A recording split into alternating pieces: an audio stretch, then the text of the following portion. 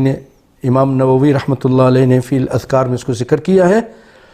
تو وہ آپ صلی اللہ علیہ وسلم فرماتے ہیں یا نساء المؤمنات، اے مومنوں کی عورتوں، علیکن بالتحلیل والتسبیح والتقدیس، تم لا الہ الا اللہ اور تسبیح اور یہ تقدیس کیا کرو اور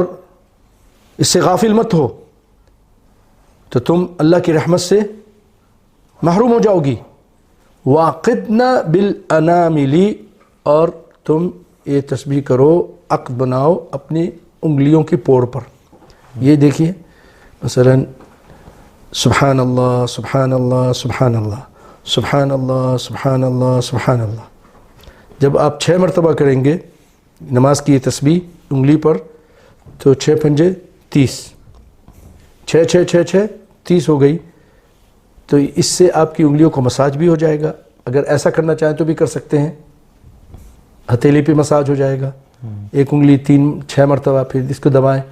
تو یہ ہمارے ان ہاتھوں میں بہت سارے رگیں ہیں، جس کا دماغ کے ساتھ، گردوں کے ساتھ، جس کو آیوردک بھی آج بیان کر رہا ہے، دیگر اور لوگ بھی بیان کر رہے ہیں، اور 1400 سال پہلے آپ صلی اللہ علیہ وسلم نے ہمیں بتا دیا کہ اس سے اس طرح کرو، تو اس میں دوسرا فائدہ آج لوگ بتا رہے ہیں کہ وہ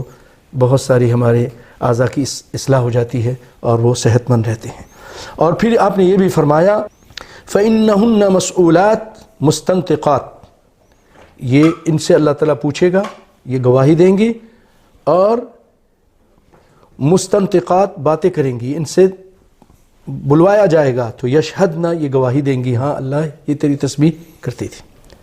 یہ عورت کرتی تھی، یہ مرد کرتا تھا۔ یہ تو انگلی پر تسبیح کرنے کے بارے میں آپ کے سامنے بیان کیا۔